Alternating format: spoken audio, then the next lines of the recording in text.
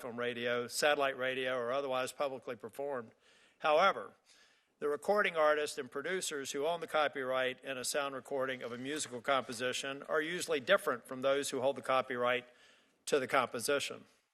The holders of the recording right do not enjoy the same protection and right to royalties as composition rights holders do when the recording is publicly performed. Though the global leader in music, America remains the only democratic nation and one of the few countries globally that does not compensate performers or copyright holders when their songs are played on AM/FM radio. This denies American artists an estimated $200 million a year in performance royalties that would be due to them in virtually any other country. Now, the purpose of this hearing, I think most of y'all know that you've met with me in my office or talked to me about other bills. I don't like to have, I like to bring people to the table and come up with a reasonable and fair outcome. The purpose of this hearing is to get everybody at the table, to hopefully keep them at the table versus being on the table. I want to try and come up again with a just and fair solution, and I think it starts with hearings like this. I'm going to turn to Senator Schiff. I see Senator Padilla is here. I also expect Senator Blackburn, if they get here before it is time to open up and introduce the witnesses, I will give them an opportunity to speak. But now I'll turn to Senator Schiff, my ranking member. Thank you, Chairman Tillis, and thank you to all our witnesses for joining us today. This subcommittee has always been guided by a simple principle that creators deserve to be compensated for their work. Whether we're discussing patent protections for inventors, trademark rights for businesses, or copyright protections for artists and writers, our intellectual property system exists to ensure that those who create value can share in the benefits of their creativity. The principle goes back to our country's founding, when the Constitution granted Congress the power to promote the progress of science and useful arts by securing for limited times to authors and inventors the exclusive right to their respective writings and discoveries.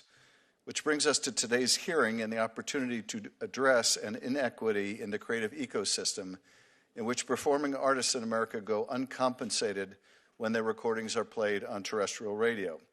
Songwriters get paid, music publishers get paid, all as they should, but the artists whose voices we actually hear get nothing. This anomaly places the United States in troubling company. We stand alongside only Iran and North Korea in refusing to recognize performance rights for sound recordings on terrestrial radio.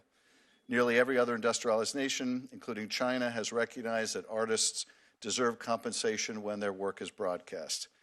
This isn't just about fairness at home. American artists are losing an estimated $70 to $100 million annually in foreign royalties because other countries won't pay our artists when we refuse to pay theirs. The American Music Fairness Act, led by Senators Blackburn and Padilla, offers a bipartisan strategy to address this inequity. And in acknowledging the benefits local radio provides while also recognizing that artists deserve to be paid for their work, this bill includes protections for small and local stations as well. I deeply value the role of local radio in our communities. Local broadcasters provide vital news, emergency information, and entertainment, all of which relies on the hard work of local journalists, studio staff, and others, all of whom must be fairly compensated for their labor. The artists whose songs we hear on those same airwaves deserve the same.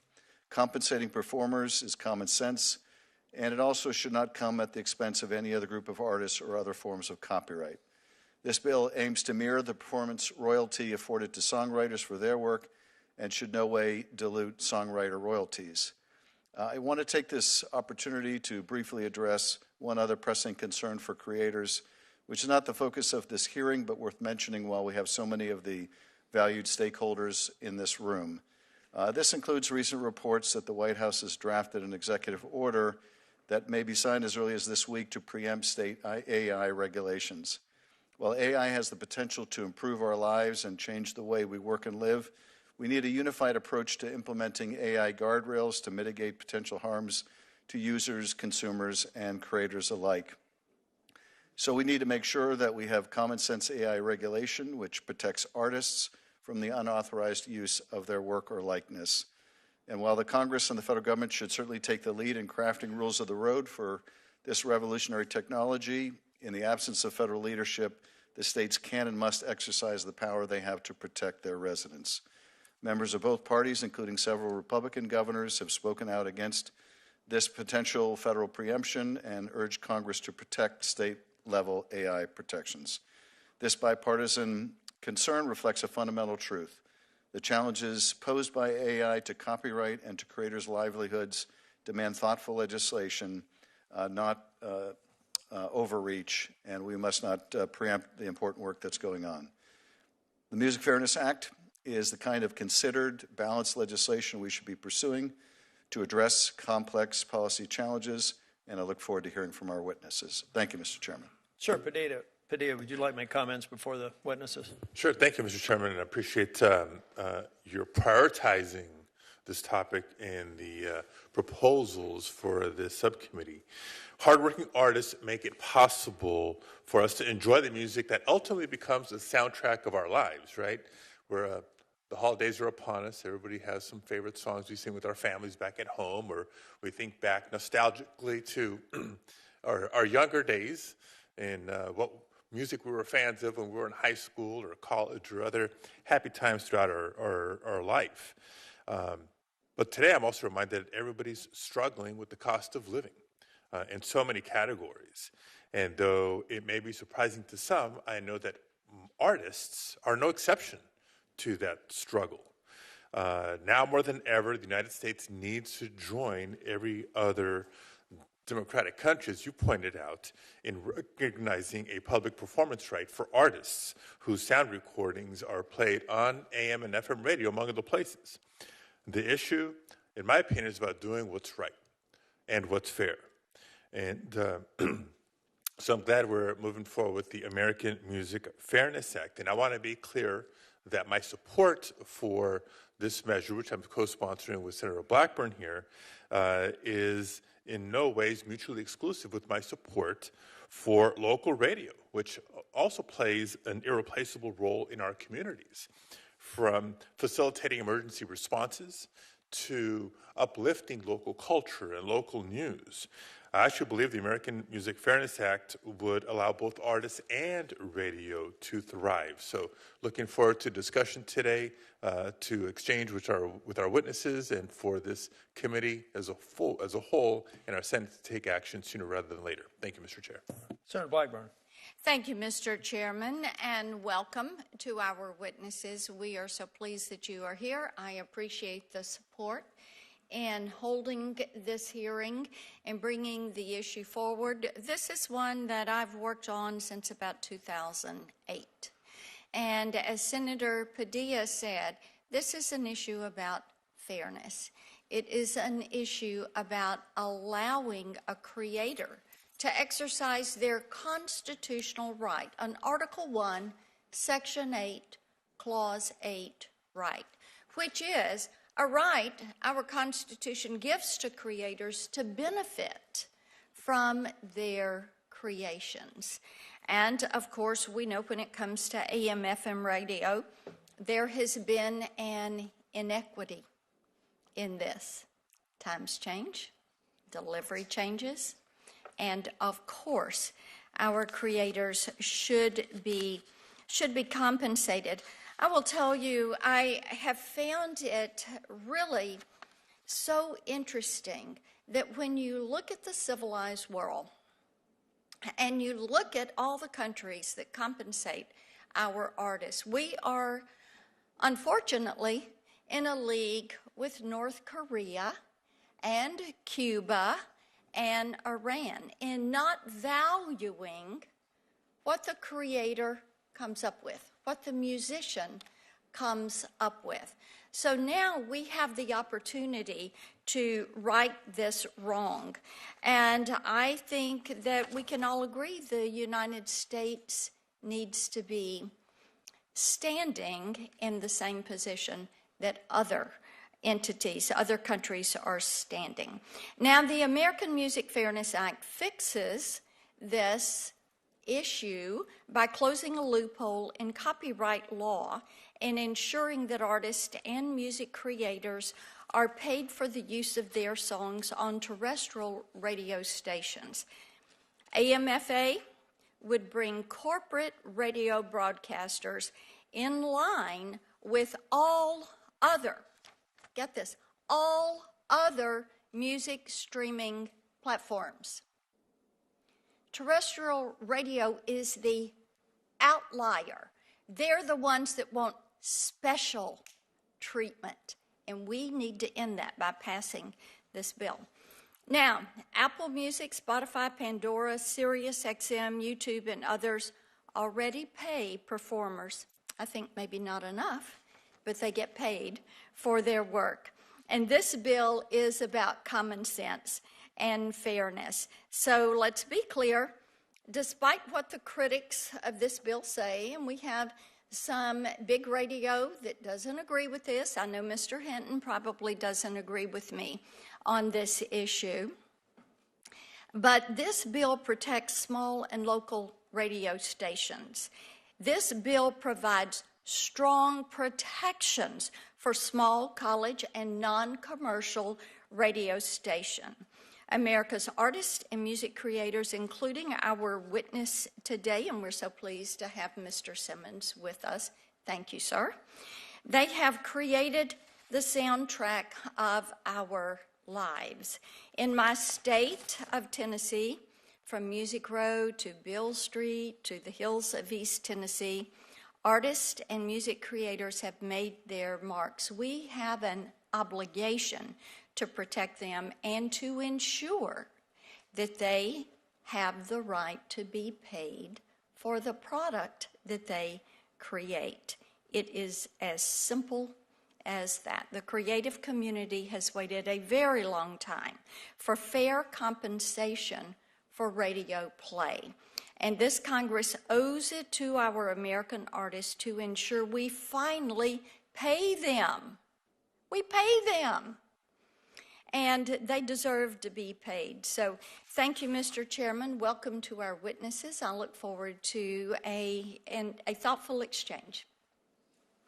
Thank you, Senator Blackburn. I'm going to introduce the witnesses, then we'll go to the oath and then get started on opening statements. Henry Hinton serves as the National Association of Broadcasters NAB Radio Board of Directors and as president of the Interbanks Media Company. He operates 5 FM radio stations across eastern North Carolina. I also have to say I've known Henry for probably 16 years, and I view him as a upstanding citizen and somebody who's always been there through several disasters and through COVID and a number of other things. So, Mr. Hinton, I appreciate you being here. I appreciate your show Talk of the Town. I know that we're not necessarily on exactly the same page on this issue, but I still count you as a very thoughtful person. We appreciate you coming here. Mr. Huppy is the president and CEO of Sound Exchange. Sound Exchange has distributed over $11 billion in royalties to more than 700,000 creators and continues to be the industry's premier sound recording metadata resource, making up 12% of all U.S. recorded music revenue and distributing 90% of the royalties within 45 days. Gene Simmons probably needs no introduction. He's a musician and best known as the co-founder, bassist, and co-leader of the hard rock. I don't necessarily call it hard rock band. This is in my staff notes. I'm going to call it just a good, solid rock band. He co-founded KISS in 1973 when I was 13 years old, and I remember it, alongside bandmates Paul Stanley, Ace Frehley, and Peter Criss. The band was inducted into the Rock and Roll Hall of Fame in 2014. Since its start, KISS has sold more than 100 million records globally and produced over 30 gold albums. This past Sunday, KISS was honored at the 2025 Kennedy Center Awards. At this point, I'm going to just have you all stand, if you will. We'll do a quick oath, and then we'll get to the opening statements. If you'll please raise your right hand. Do you affirm that the testimony you're about to give before this committee will be the truth, the whole truth, and nothing but the truth, so help you God?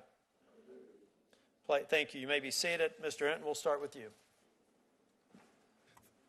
Good afternoon, Chairman Tillis, Ranking Member Schiff, and members of the subcommittee.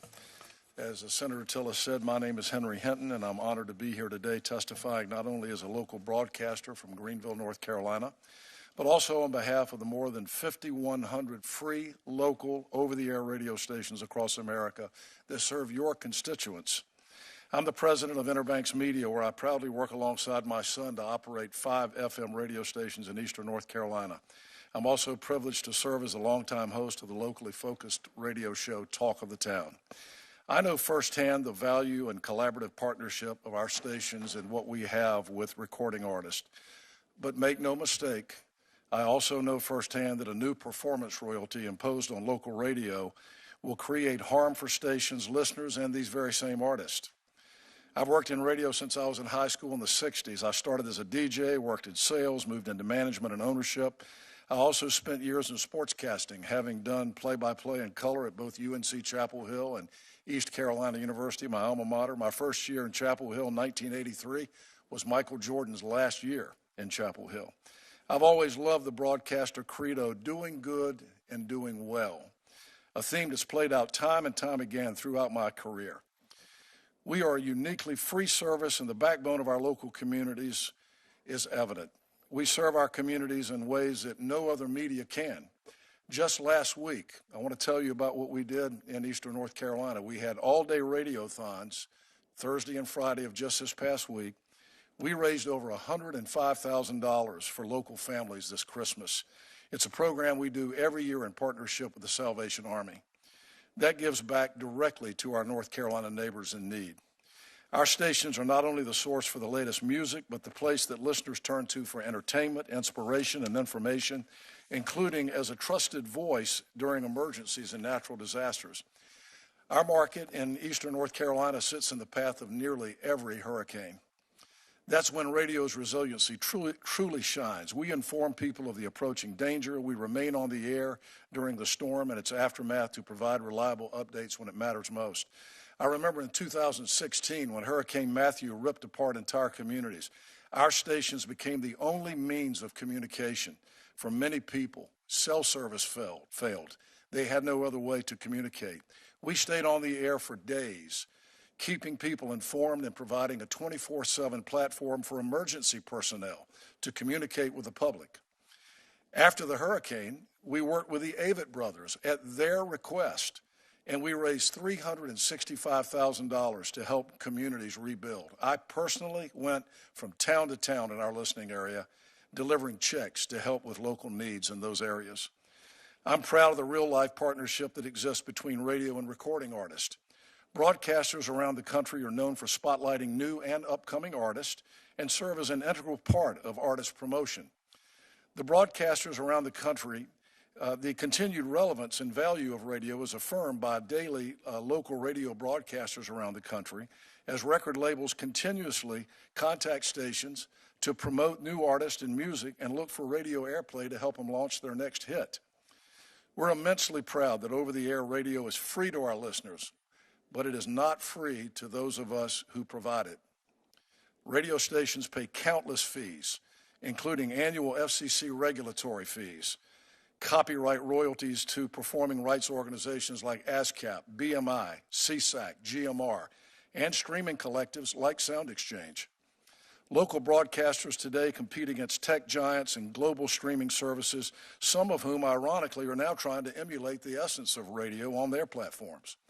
Streaming services are able to recoup costs through subscriptions and fees that they charge to their users. We cannot. This makes the imposition of a new performance royalty economically untenable for local radio broadcasters. When new fees are imposed, free local radio's only option is to cut elsewhere. Stations have to make the choice between covering local football games or paying new fees, between making their payroll or sending more money to the recording industry, an industry currently making record profits, I might add. Imposing a new fee on radio's free service would jeopardize jobs, require stations to cut back local involvement in the community, and place more pressure on radio stations already struggling to survive. This not only hurts radio stations, but local communities and the artists who rely on radio's unprecedented reach to engage new and existing listeners. In conclusion, I want to applaud the senators and nearly half of the House of Representatives that support the local Radio Freedom Act, which opposes the imposition of this fee. I encourage this committee to follow suit and refrain from imposing a performance fee on radio. Thank you for inviting me to testify today, and I look forward to your questions. I saw Mr. Huppy. You're going to come next. You're taking notes. I kind of do things a little bit differently as a chair. I kind of like debate club. So number one, after you finish your opening statements, I'm going to turn to Senator Blackburn to take my spot. I'll be asking questions last, but you all take notes if you hear anything and you want to do it in a professional manner. When it is your opportunity, I'd like for you to address the issues that you may have a disagreement with. Mr. Huppy. Thank you, Mr. Chairman. It's an honor to be here today to testify about the American Music Fairness Act. This is the first hearing the Senate has held on this issue in roughly 16 years. During that 16-year period, radio corporations made roughly $250 billion in advertising revenue, while recording artists were paid exactly zero. At that 2009 hearing, former Chairman Leahy said, quote, "It appears the broadcasters are using someone else's property without compensation. That might be okay in other countries, but it's not consistent with American property laws." Mr. Chairman, it was true then, and it's true now. As Senator Blackburn posted last week and stated again here, quote, "The United States is the only industrialized nation in the world that does not pay performers when their music is used on AM/FM radio. In fact, even Russia and China pay. We are in the company of the most notorious abusers of property rights in the world, joining North Korea, Iran, and Cuba." Let that sink in for a moment. And because we don't pay artists for radio in the U.S., other countries use that as an excuse to avoid paying Americans. It's gotten so bad that countries like France will actually collect American royalties, yet give those American royalties to French artists. Americans are losing out on hundreds of millions of dollars overseas every year, on top of what they are already losing here at home. And Mr. Chairman, the music landscape has changed dramatically since the last time the committee took up this issue. Back then, broadcasters argued that radio promotes artists by exposing listeners to new music, but that is no longer the case. Streaming platforms like Spotify and Apple Music now account for 85% of music industry revenue, while music discovery actually happens on social platforms like TikTok and YouTube. The days of hearing a song on the radio and going out and buying your CD or an album at a store are long gone. All other music delivery platforms pay the performer, but for some reason, AM/FM just can't, even though they made nearly $14 billion last year in advertising from playing music. They pay their DJs, they pay their talk show radio hosts, they even pay artists when the very same AM/FM programming is streamed online. But they argue that extending that right to analog broadcast of FM radio is a step too far, and that it will put small stations out of business, which is simply not true. Mr. Chairman, the system is so broken that whether or not an artist gets paid boils down to which button you push on your car dashboard.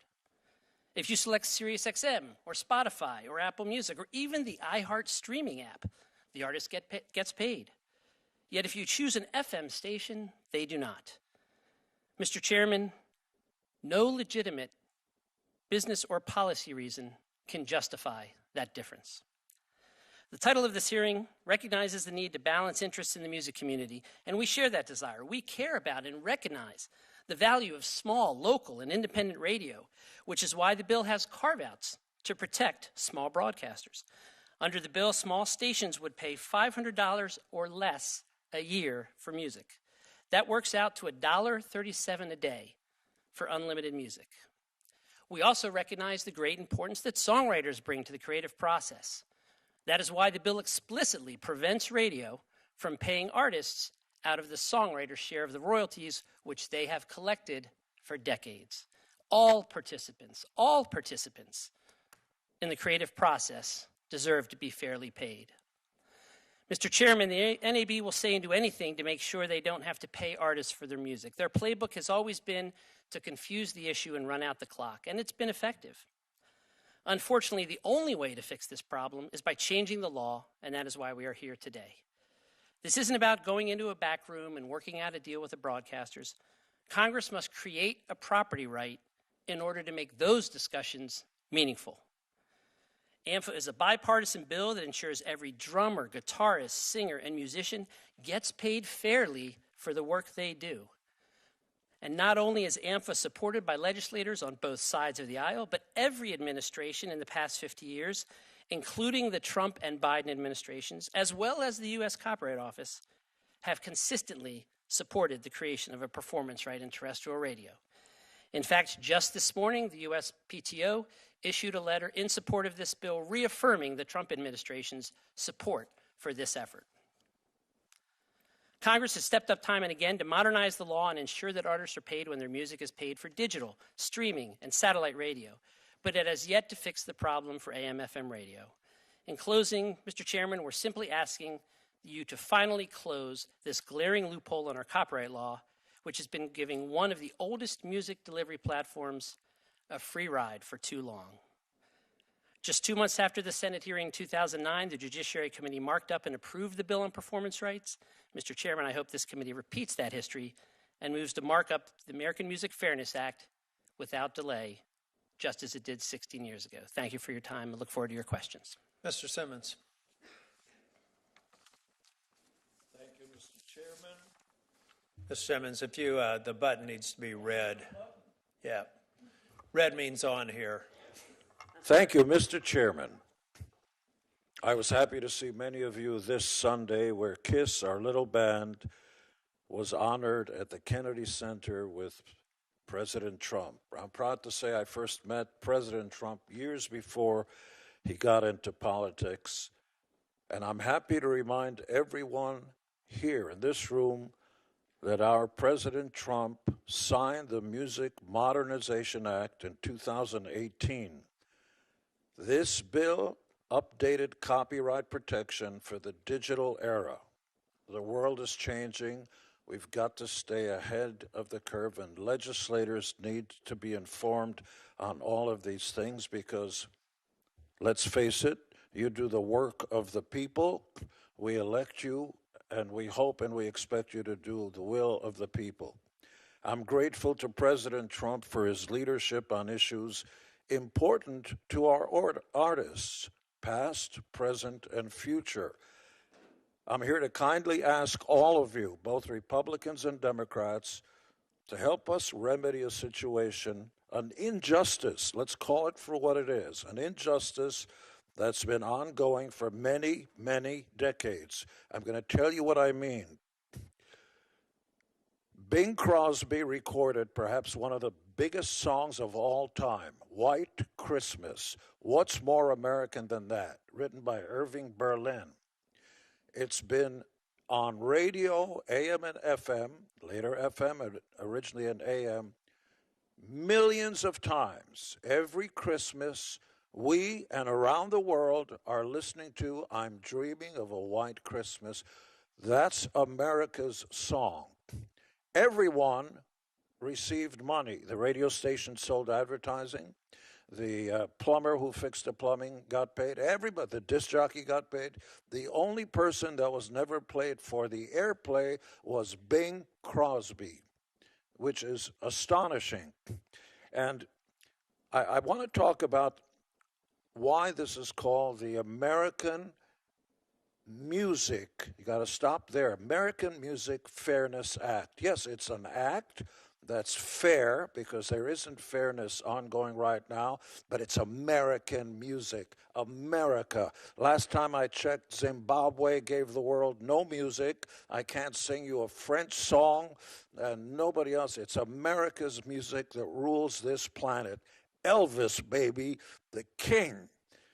Elvis, who sang hundreds and hundreds of songs, and I met the gentleman when he was alive, and sadly, Elvis never got a penny for all the times, all the millions of times that his music was played around the world. If you go to Africa, you ain't nothing but you hear that music. That is our emissary. That's bigger and cooler and better than any foreign minister that goes on. American culture spreads with our music, with our pop culture. Elvis never got a penny. You know who got all the money?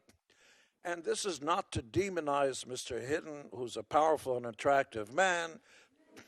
He came over and tried to dissuade me, which is a big word like gymnasium, but I'm a big fan of his, and more power to him. He works hard, and he's got 4 radio stations. God bless America. I hope you have 400.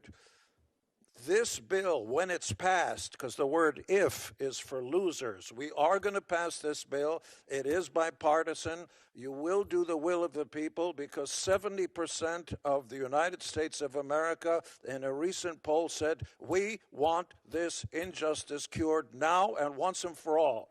Getting close to the finish line does not work.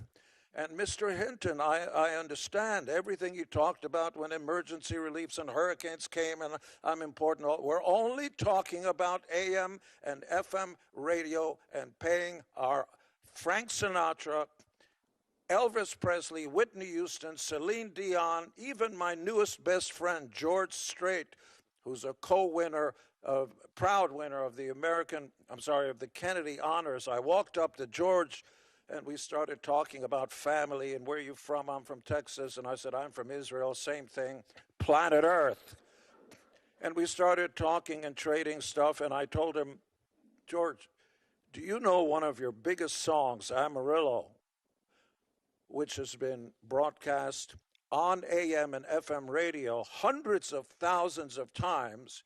Do you know you never got a penny for any of those broadcasts? He looked around, he said, what do you mean? Because he sings other people's songs. What do you mean? He turned to his handlers. No, that's true. How do you defend that? Mr. Hinton, God bless him. We all live in America. We disagree, but he's wrong. He said that the 4 radio stations, I beg your pardon, may have some financial issues ad infinitum, ad nauseum. 3 of the 4 stations may have to pay $500 when, not if, this bill is passed. What's your problem? How do we dare come in second to Russia, an alleged country led by a despot, when they do a better job of paying our king of rock and roll, and we're going to stand by and not pay today's artists and future artists? Because let's face it, our children are tomorrow's stars. They're going to claw and fight their way up to the top, and it's really hard to do it. And once you reach the top of Mount Olympus, which is in the center of America, baby, don't kid yourself, it ain't in Greece. This is the land of opportunity where greatness is possible if you put your metal, I'm talking about heavy metal, so what I just did, it was a joke. When you work hard and you get to the top, what do you got? Zipperoonie. That's not the American way. If you are against this bill, you are un-American. You cannot let this injustice continue. It looks like a small issue. There are wars going on and everything, but our emissaries to the world are Elvis and Frank Sinatra. That is who, and then when they find out we're not treating our stars right, in other words, worse than slaves. Slaves get food and water. Elvis and Bing Crosby and Sinatra got nothing for their performance. You got to change this now for our children and our children's children, and I know you will. The president will sign this once all you guys respectfully get your act together and put this across the board. Let's do the right thing. God bless America. Thank you, Mr. Simmons. Senator Blackburn, I'm going to let you take my first time. Absolutely. Thank you so much, Mr. Chairman. Thank you each for your testimony. Mr. Hinton, I want to come to you first. I guess you could probably imagine that. I've worked with the NAB for years trying to get them to agree to a template like we have. I want to clear up a couple of things. You mentioned in your testimony that this would cause harm. Let me ask you this. Not paying artists for their sound, their voice being on radio, they're getting zero money. Do you think that causes harm to the artist? Well, Senator, thank you for that question. Don't say thank you for the question through this. It eats up my time. Go ahead. All right. Quickly. The reality is American radio reaches 79% of Americans every week. 226 million people listen to radio every week. But the problem that we have... I asked you about causing harm, not about your audience. So let me move on, because you are causing harm. You've got an oldies station. You've never paid Sam Moore's estate a dime for Soul Man. And I bet you use that as bumper music a good bit. And you talk about being a free service. Your free service, do your advertisers look at you and say free service? The answer to that is no, they don't, because they're paying what you say is the rate. And the more listeners you have, the more they're going to pay you for that advertising. And the better music that you play that people actually want to hear, then the more you're going to be able to charge them. If we shut down all the music, you wouldn't have anything but a talk station. So I think we need to realize that. Also, you talked about being on the air for emergencies. The FCC requires you. They have that override when there is an emergency. You did not do that out of the goodness of your heart. You do that because you are mandated to do that, and thereby you provide that public service, and we appreciate that our radio stations do that. I would also remind you that when you talk about being a partnership between the artist and the radio stations, there is a new form of payola that is out there, and it's called having these artists do private shows for your advertisers, again, so that your worth is more to your advertisers. So indeed, it's kind of lopsided because they're making nothing and you're making millions of dollars. You and your son started this business not to be charity, but to make a profit and to serve your communities and to allow local radio. And for football games, you have advertisers. Again, you're providing a service, but you're being paid. The people that do not get paid are the performers. Mr. Simmons, let me come to you. You laid it. Can I respond to any of that? No, sir. It's my time. Okay. Thank you, sir. If we do a second round, I'll give you the opportunity to respond. Mr. Simmons, it's well past time to pass the American Music Fairness Act. I want you to very succinctly say, this is why we need to do it today. We have to do it today because AI is right around the corner. This is an archaic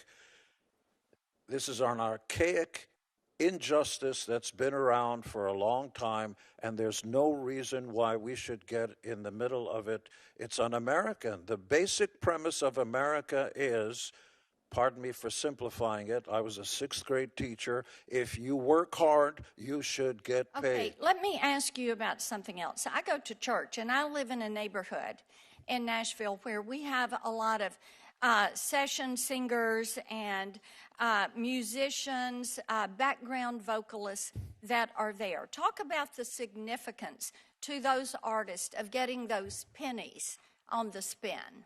It's often, see, when you mentioned Elvis and Frank Sinatra and everything, we're talking big ideas because they've scratched and worked their way to the top. The new artists really need these pennies when they get heard as their career starts on radio, but there's no income. How do they get there? How do they claw their way up to the top with the help of radio? And again, I'm not here to demonize Mr. Hinton or the radio stations. We need each other. Performers need radio. Radio needs performers. But for God's sakes, equitable doesn't mean you get zero, and radio makes $14 billion just this last year. That's not equitable. I know it's a big word like gymnasium, but come on, Hinton.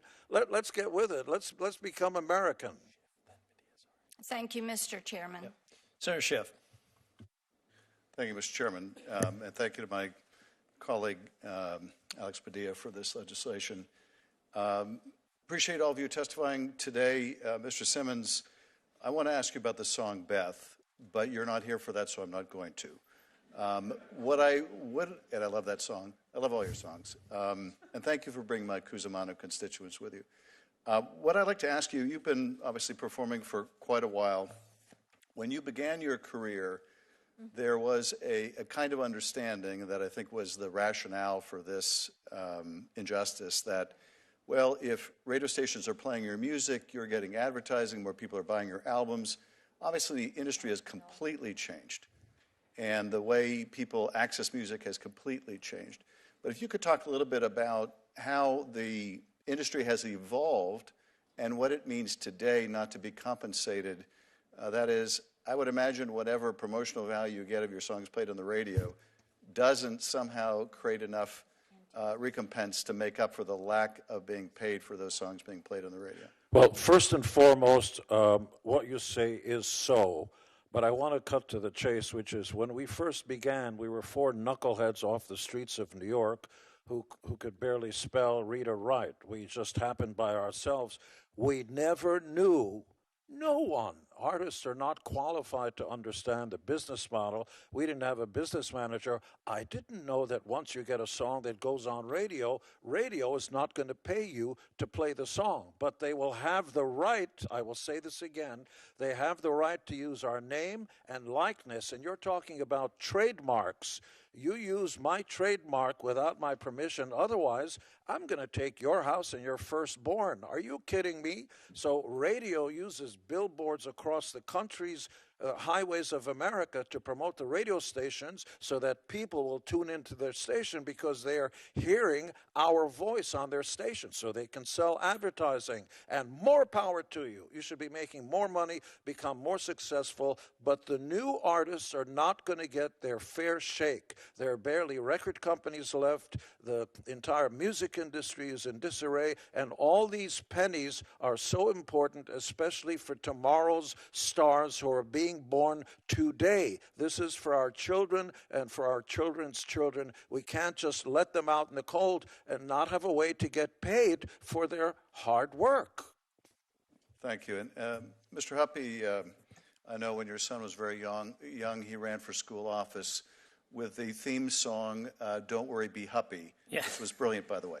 That is correct. When that song is played on a streaming service, you're able to identify where the royalties should go, and as the chair was saying, do so very rapidly, very quick order. Let's say that song is played on terrestrial radio. Are there any challenges to being able to determine when that's being played, providing the same kind of mechanism for compensation that you do with the streaming services? The mechanics behind doing that, Senator, would not be that difficult at all. As you well know, we already receive much of the data about plays and artists and songs when almost all of these FM stations rebroadcast online. So in a way, we're already paying for the digital part of their business. And the FM part of their business is the much larger part, $14 billion a year. And the mechanics of getting the payments out would be quite doable. Thank you. Mr. Hinton, there are provisions in the bill that are designed to try to help smaller broadcasters. Tell us, if you would, why you believe those provisions are not workable. For, I think, college stations, it might be $100. For smaller stations, it might be $500. Why are those carve-outs not adequate for the smaller stations? And for the larger stations, why shouldn't they pay the compensation of the artists they're airing? Well, the $500 exemption is going to apply to a small number of stations, but there are over 4,000 FM stations in the country, including some of mine, that would not fall under that exemption. And there are a lot of small market broadcasters right now that are barely hanging on. And understand, it's not $500, it's another $500 on top of FCC regulatory fees and all the PROs that we're already paying. Radio stations are being inundated with PRO fees. Senator Tillis and I have had this conversation for the last couple of years.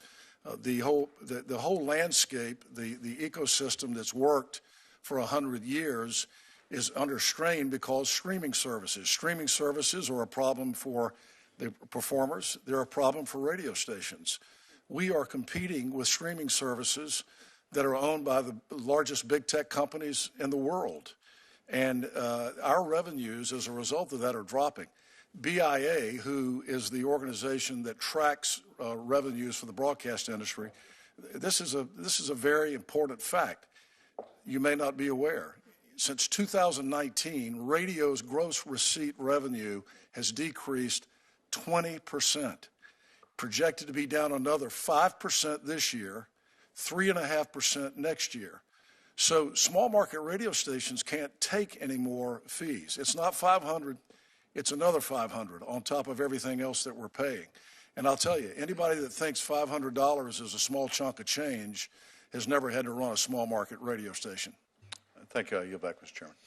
Mr. Hinton, you'd ask if you want to make a brief comment in response to Senator Blackburn's questions, you can. Then I've got questions for you. Yes. You know, I'm a little bit surprised that radio is being demonized the way it is. I want to remind people that this ecosystem that we operate in has been working for both the radio industry and the music industry for 100 years. As you're answering the question, can you give me a sense of what's different about Europe and the stressors that they have economically, and they're still achieving the reimbursement? What's different about the American terrestrial radio option and the European option where they seem to have resolved this issue? Well, the first thing I would say to you is that radio stations in America are free, and we're part of a free market system. If you go to European countries and some of the countries that have been mentioned, radio stations are owned by the government.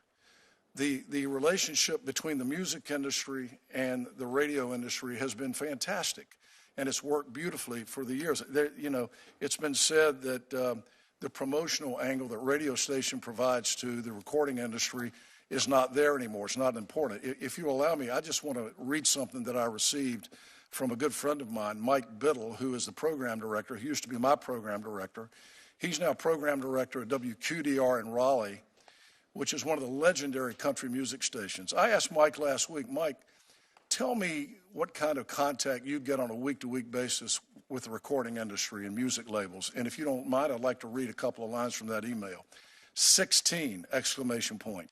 That's the number of record label representatives I've communicated with over the past 5 days. 4 of them are at the vice president level or higher. The reason? They want airplay from our radio stations.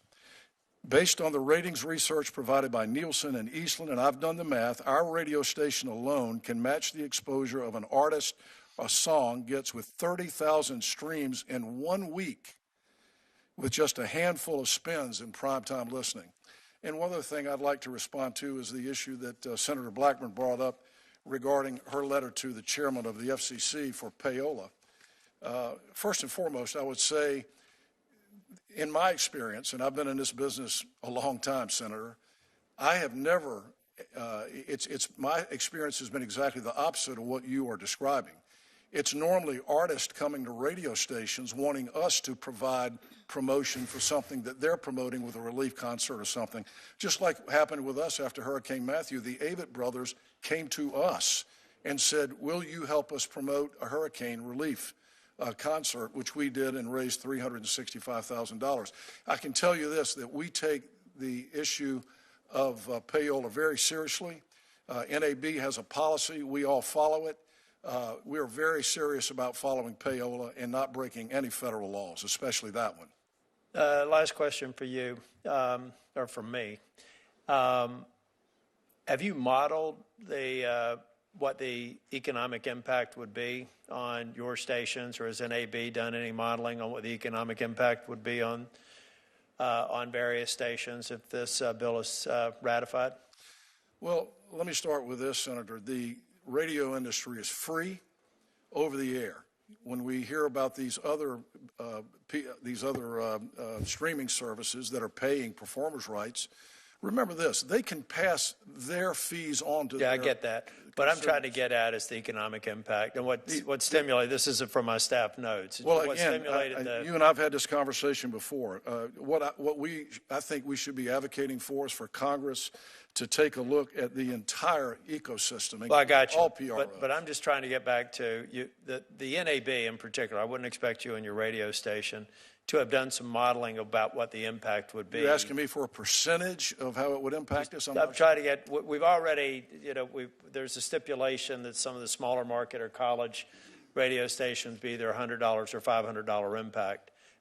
So I'm trying to get that's not a lot. It would have a de minimis impact in terms of performers' compensation. I'm just trying to get a sense of what this would represent to a radio station like yours that would not necessarily enjoy the carve-out or the exemption, roughly what it's going to cost. And I would assume you can just do a look back I honestly and determine. don't know the answer to that question. It's going to be on a per-station basis. Yeah. I think it'd be helpful, as we move forward to get, it would seem to me it'd be deterministic. You look back 12 months, look at what you played, and then determine if the law would pass, what it would be. But I think that'd be helpful for the record. Well, Mr. Huppy, do you have any insight on well, here's the other thing when I'm talking with the NAB. They talk about bad actors. I'm not going to name three-letter players in this industry, but they talk about some other folks that are constantly breathing down the broadcasters' back. Are you sympathetic to any of that with some of the music distributors and the way that they're treated? Yours is a very different model, but I'm just kind of curious. Yeah, we're not in the radio promotion business, so I'm not as familiar with that, Mr. Chairman. I will say, in terms to answer to your last question, you asked about sort of modeling out. I will say, again, I share the respect for Mr. Hinton and the amazing network that he's built out, but 4 of his 5 stations would be eligible for the $500 a year carve-out. And the other comment, if I could, Mr. Chairman, there's a lot of talk about promotion here. The bill takes into account any promotion effect. If there truly is promotion, then I would suggest the broadcasters can put their money where their mouth is and recognize it will be a factor expressly considered by the people that set the rates for this. We could debate whether there's promotion or not. I mean, as you heard earlier, 85% of all revenue comes from streaming.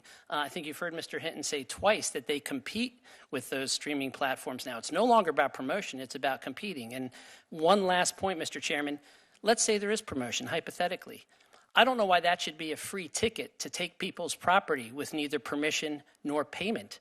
Radio broadcasts Major League Baseball games. It is undoubtable that increases the promotion for baseball. It raises the value of the franchise. And no one for a minute would suspect or suggest that they don't get licensed by Major League Baseball. I don't know why music should be any different. Thank you. My time is over. Before I recognize Senator Padilla, I think Beth was a good song. It was Peter Criss who sang leads, the drummer. Senator Padilla. Thank you, Mr. Chairman. Thank you to all the witnesses for your participation today. I do want to begin with questions for Mr. Simmons, and I especially appreciate you because you're not just here advocating for your own self-interest, you're advocating for all artists. No, I think that's not the headline. The headline is, I've done well thanks to the American dream, and I often say, God bless America, and people think I say it for a soundbite. I'm the proud son of a concentration camp survivor, and for me, those words mean something, and we should all get over the cornball, eye-raising things and realize where we're living. This ain't about me, my friend. That's what. Because I've done very well because America gave a first-generation legal immigrant the chance to do well, and it was not easy. I had to learn the language. I had to stop talking like this, dress British, think Yiddish. You know what I mean. You had to learn the culture, claw my way up to the top with 3 other guys that understood it, with no managers, no nothing. Do it the old-fashioned way. Roll up your sleeves. America's giving you the chance. The rest is up to you. It's not about me. I'm on top of Mount Olympus. As I said before, I was thinking of buying the building. This is about the future of our children. I'm trying to make, because you've been blessed and you've done well. And I think there's a misperception in the general public that most artists, if they kind of recognize the name, oh, they must have made it. They're all on top of Mount Olympus, but that's not the case. So what I want to hear from you is to kind of reflect back to the earlier stages of your career. What would these type of royalty payments mean for emerging artists who are trying to build their career? Every little bit helps. At the outset, I understand that a brand new artist isn't necessarily going to help a radio station get to a point, but perhaps I scratch your back.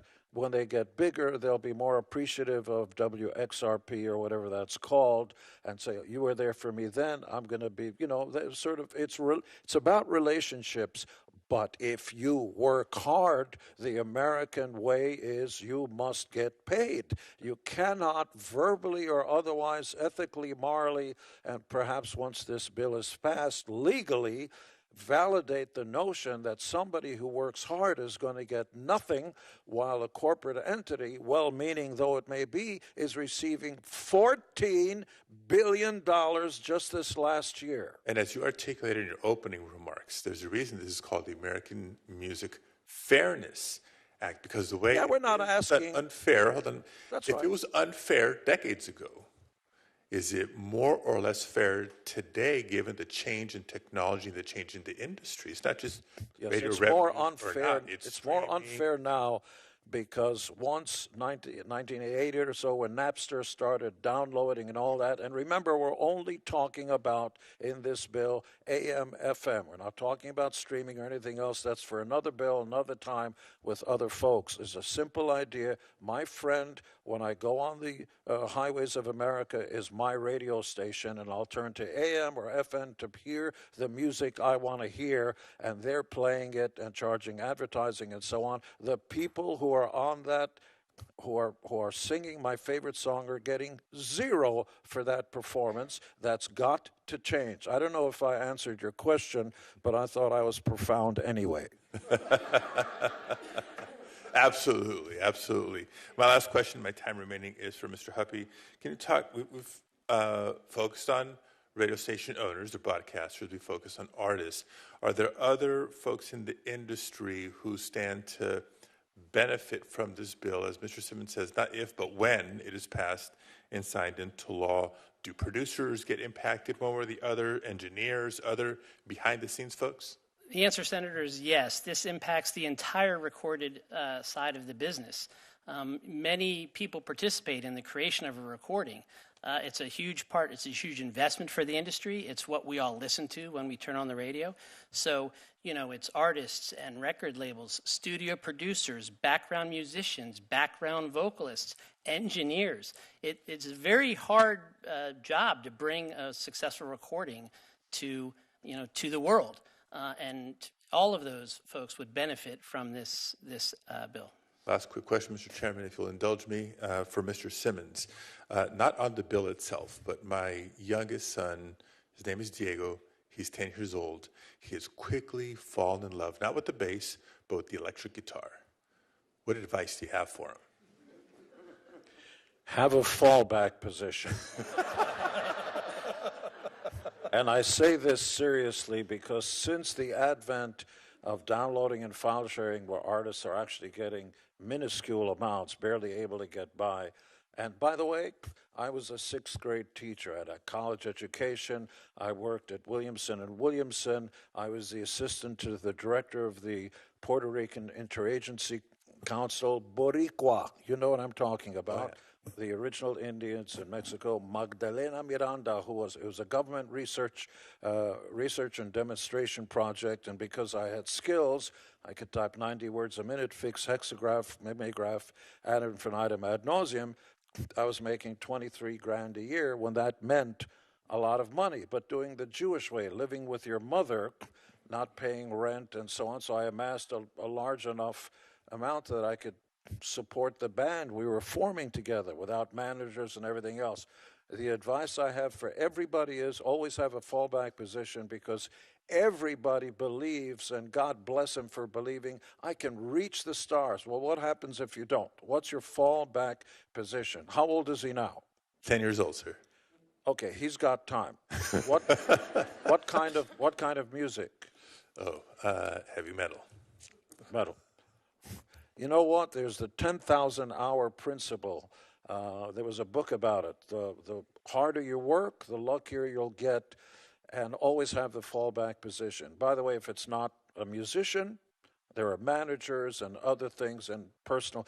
America's largest export besides aerospace is entertainment. Our emissaries are our pop culture heroes, and that includes rock stars. The term rock star is not just applied to music, but to politicians. When somebody's really good, you see Mr. Schiff over there, that's a rock star. You're applying a music term to that. When we pass the bill.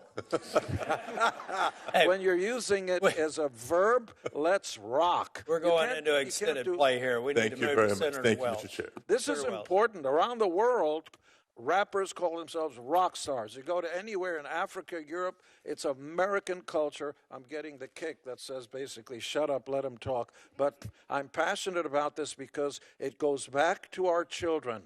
Don't let the future, our children, not have an opportunity to make a few pennies. We're not asking for a lot. You guys are making, respectfully, Mr. Hinton, you guys are making $14 billion a year pre-tax. I understand the hardships of the American tax system. That should be changed also. Flat tax, everybody. We're going to have to move to Senator Welch.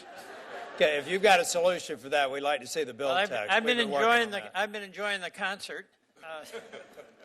No charge. All right, there's two values. All right, radio is incredibly important, and it's a lot of stress. But local radio, especially, I think is really important because our communities don't have the glue that holds them together, and local radio can do that. You mentioned the radio that was done to help raise money for aid, but we can't have radio without artists, and artists struggle.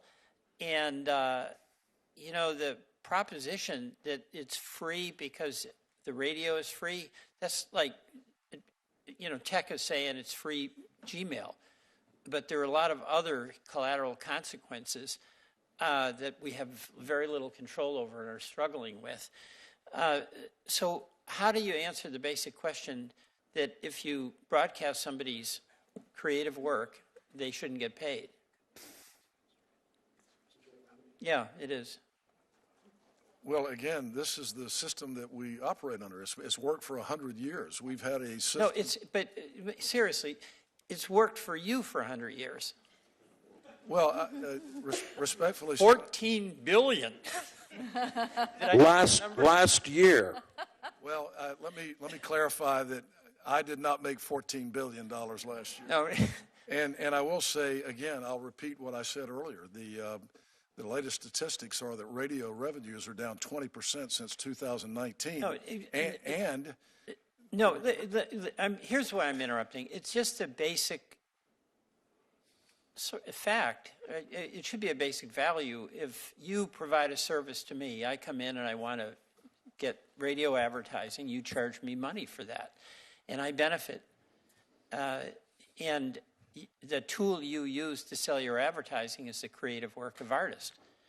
And it's hard for me to understand how it is that those artists shouldn't be recognized for their contribution, even though people turn that radio on or turning it on for free. May I answer? Yeah. Again, the promotional value that radio stations provide is phenomenal, and it continues to be phenomenal. It's being downplayed here today, but let me say people like Lainey Wilson, who just one of the top stars in the country right now, just won a BMI award. One of the first things she said when she won the award was, "Thank you to radio for helping me get where I am." I just mentioned. Okay, I get that, and politicians, if they go viral, that's a good moment for them, and that's over the media that is free. But there is the point that Mr. Simmons has been making, and that is that a lot of artists have to struggle an awful long time and with very little compensation. And what motivates them is their dedication to their craft, to wanting to express that and the healing power that music can have, and them having the opportunity to contribute. So that system doesn't work for many of the artists. The concern I have is to make sure that a lot of these small radio stations that don't make the big money, and they play an incredibly important role in Vermont, and they might be college stations, and they play a role to get a person started, to have some sense that they can have a career. But that radio station can't afford anything. Yeah, Senator Welch, just to, for the bill we're talking about today, there is a $100 cap for college stations, $500 cap for certain low market stations. I think that's great. It makes it possible. There's been a lot of progress on that. But you wouldn't have a problem with that, right, Mr. Simmons? I'll take it case by case, Senator, but it should be up to performers to decide, not for an industry that's rich in their pockets with $14 billion. No, but I understand we are sensitive. Let me push back a little bit in the sense that the performer's not going to be negotiating with the college radio station in Vermont State College. Right? I mean, that's the whole point of the legislation, is to try to provide some fairness. And my question to you is, do you have any issue with the legislation including some carve-outs for stations whose revenues are below a certain amount, where reasonably speaking... You're speaking to possibly the most unqualified person in this room. However, as a voting citizen of these United States, I and the rest of the population hold the ultimate power, and as one voting member, I think all radio stations must pay something. Okay. Somewhere between something and $14 billion is the answer. All right, just one final plug. Senator Blackburn and I have the TRAIN Act, and it's really an effort to try to protect exploitation of the artistic output of products through AI. And I would just like to hear from each, just a yes or no. Do you think we should protect intellectual property, the creative content, respectfully, exploited with it? May I take AI? some of your time, Senator? I didn't want you to say. He's already 40 seconds over, yes. Very clearly. In some of the contracts that I've signed and negotiated myself, although I'm not a lawyer, in the interest of full disclosure, perhaps there should be an escalation clause. Smaller stations, you play our songs a few times, it's X. If you're finding out that you're playing our songs and it's really increasing and you start making a lot more money, perhaps there should be an escalation clause for the reason you're making more money and selling more advertising. That's fair. Okay. But I do think, Senator Welch, on the issue of AI and the real threat to creators, we're discussing that as another subject for a hearing in this Congress. I think it's very important. Senator Blackburn, would you like to go second round? I would indeed, and Mr. Chairman, I have several letters of support for the AMFA, and they are letters from the Recording Academy, RIAA, American Association of Independent Music, SAG-AFTRA, Society of Composers and Lyricists, the Christian Music Trade Association, over 300 performance artists, a group of conservative pro-property rights organizations supporting the bill, a letter from USPTO Director John Squires supporting congressional action on over-the-air public performance rights, and a letter from the Director of the USPTO and Registrar of Copyrights during the first Trump administration supporting over-the-air public performance rights. Without objection, it will be included in the record. Thank you. Mr. Hinton, I know that Senator Tillis was asking you about any modeling you had done of what this would cost you. And I would like to see if you have done that, because we're talking about a fee as low as $500, and stations with annual revenue of $1.5 million would only be paying $500. So have you all looked at this? Because this bill is really a tiered approach. And how much do you think is too much to pay the artist for the music that you're using? Senator, my understanding is that the rates have not been set. My colleague at NAB just passed me a note that the rates have not been set. We have not done any modeling. They'll be set by the Copyright Realty Board, or Copyright Royalty Board, but we don't know the answer to that yet. Okay, so you've done no modeling to look at That's correct. at any of this. Well, you know, I think we've gone over and above to try to protect radio stations. Have you had the opportunity to read the bill? I have. Okay, great. And looking at that bill, then how much is too much to pay an artist for their music? What would you set that at?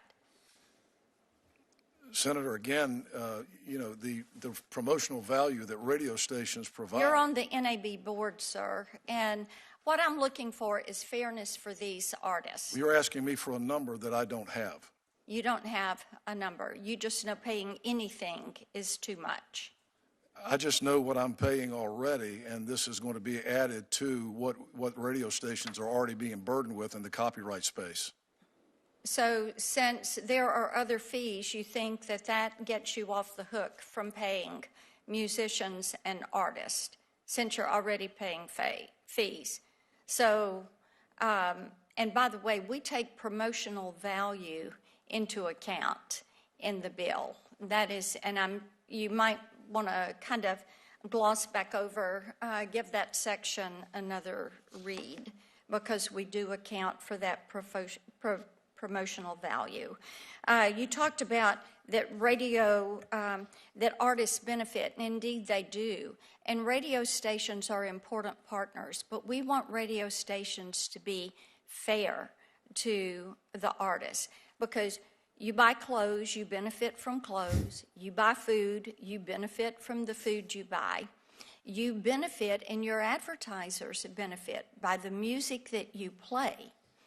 But the people that create that music don't get anything at all. They get nothing. And this is why passing this bill is important to do. And we've tried since 2008 to work with NAB on this issue. So do you think that we should be proud of the fact that we sit there with Cuba, North Korea, and Iran and refuse to pay a royalty for a product that is created? Do you think that NAB should be pleased that they hold that as a position, that they're intransigent on this, that they are refusing to pay compensation for something that they are using? Do you want me to answer that? Yes, sir. The answer to your question, Senator, is that it's a free market system in this country, and it's much different than some of the countries that you're talking about. And the system has worked for a long, long time that benefits radio stations and recording artists. In fact, I would say to you that the radio industry and recording business have gotten along great and need each other. And outside the walls of this building and in Washington, D.C., it's not a controversial or adversarial relationship Sir, at all. I would invite you to symbiotic. come. I would invite you, sir, to come to Nashville with me.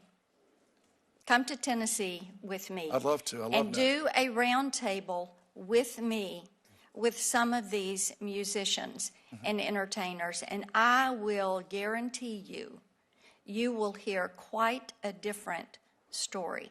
This is an issue of fairness. This is an issue of meeting the constitutional prerogative for creators. As I said, it's an Article 1, Section 8 prerogative. You have to compensate creators. They have that right.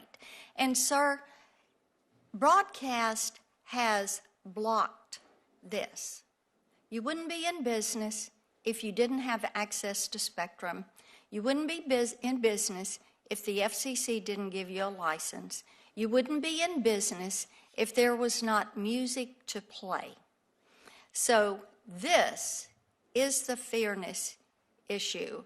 And I know you want to grow this business and hand it to your son when you're ready to retire and head to Florida and play golf.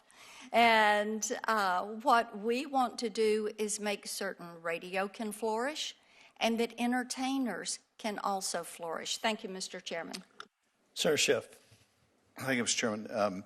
Mr. Hinton, I just wanted to underscore something that Peter Welch said earlier. I certainly have no interest in demonizing radio broadcasters, local radio. I admire what you do. I like what you do. I listen to it all the time. I'm a fan, and I understand there's enormous financial pressure on your industry, particularly with the explosion of these streaming services, and you're competing with the giants. So I just want to let you know I acknowledge all the concerns that you've raised. I think we've tried to strike a fair balance in this, but I am mindful of the financial pressure you describe, and I don't want to act as if we're not aware of that. And as you say, there have been ways in which your industry and artists have collaborated and come together on things like the No Fakes Act and other legislative initiatives, and I'm grateful for that kind of collaboration. I think it's really important. Mr. Simmons, I want to ask you, there was probably a point in your career, as there is in almost every musician, where you wondered, are we really going to be able to make a go of this? Am I going to be able to earn a living this way? At that critical crossroads where probably a lot of artists decide they just can't make a go of it, what would it mean to have that additional revenue from hearing their works performed on the radio? Can you tell us what that moment was like, if you ever experienced that? Maybe you knew from the beginning you were going to be a hit no matter what, so maybe you're the exception, but tell us what that moment was like for you, if you experienced it, and what it means to others to have that little extra help to get you to the next level. At the outset of any career, all those pennies, bits and pieces are so important. It sometimes is the difference between success and failure. There was a band that just recently announced, a band called Garbage, successful. They sold 1 million records of something. Shirley Manson, the lead singer, announced they were quitting the music business because for them it was not financially feasible. There are different income streams. When you play a concert, if you do well, you do well. There are some bands that do better in concerts, like the Grateful Dead, who didn't sell as many records, and so on. So every one of those pieces of the puzzle gives a band a chance to survive. And at the outset, as I said before, radio is important. Radio is important for both of us. Radio needs artists, and artists need radio. That's fine. I'm going to keep going back to the same old point. One of those two is making a fortune, and the other one, for doing all the hard work, is getting Zipola. I'm going to say it again. For the new artists, often it's times between, often it comes down to death or life. Those few pennies that radio would pay once this bill is passed, because I don't play with if. This will go through. I know the president well enough. He will sign this as soon as we all put this paper in front of him. It will give new bands a chance. Those extra pennies and dollars and so on will give them a little more to devote more to their craft. And again, you know, this idea that, it's just music. No, it's not. It represents America. They are our emissaries to the rest of the planet. We want to have big superstars so they can tour overseas. So everybody says, that music comes from America. I want to go to America. One of the reasons my mother and I wanted to come to America, I wanted to come, is Elvis. Where was he born? I can't think of a single performer, artist or anything that comes from, I got to go to France to hear him. No, I don't. It's like, shut up. You want to come to America, the land of dreams, the land that creates superstars and superheroes. Those are our emissaries. Pay new artists especially. Pay them something, between something and $14 billion, Mr. Hinton. Thank you, Mr. Chairman. Senator Schiff, you may also want to note that Garbage's best song was "I'm Only Happy When It Rains." Mr. Huppy, can you talk a little bit about some of the royalties that the broadcast industry already pays? Sure. The broadcast industry does already, as Mr. Hinton has referenced, they do pay songwriters across all platforms, as they should. Songwriters are a very important part of the system.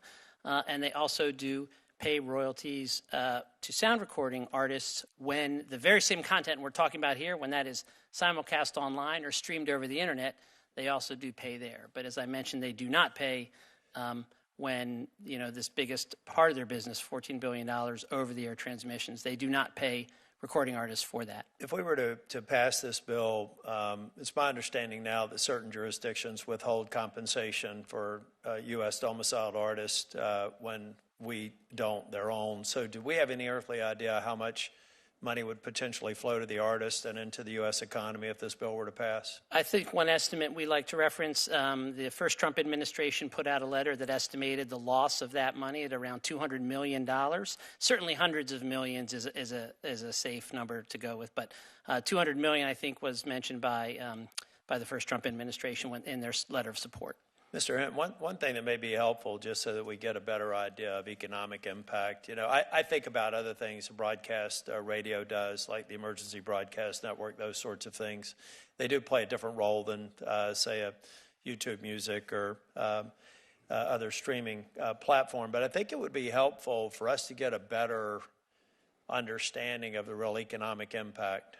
We've heard about the exemptions or exclusions for college and small market radio stations, that maybe you take a market basket of any analogs that makes sense in foreign countries, whatever their reimbursement model is, and even if you don't know what rate could be set by the board, you can at least know what the norms are out there so that we get some sort of idea for economic impact. I'm going to have my staff work on it, but NAB may be in a better position to do that and potentially submit something for the record. Seeing no other members here, we're going to bring the hearing to a close. This is an area, again, most of you who know me know that I try and strike a Goldilocks balance on policy. But I think that this is an area we've heard testimony where we're probably going to see some action. I think there's a growing sense in Congress that they're going to move forward. And so let's talk about the disparate impacts that we should take into account, potential unintended consequences. That's an assignment for NAB, and I would like to see anything submitted to the record or subsequent meetings with you all. We're going to hold the record open for a week. So if you'd like to submit any other testimony, any other data, we'll allow you to do it. I think, did we set a specific deadline? A week from today? Yeah, 1 week from today, close of business. If you'd like to submit any other record, any brief comments before we... And Mr. Chairman, if I may, you said you encouraged debate-style format. I just wanted to respond to one thing about radio not being able to pay.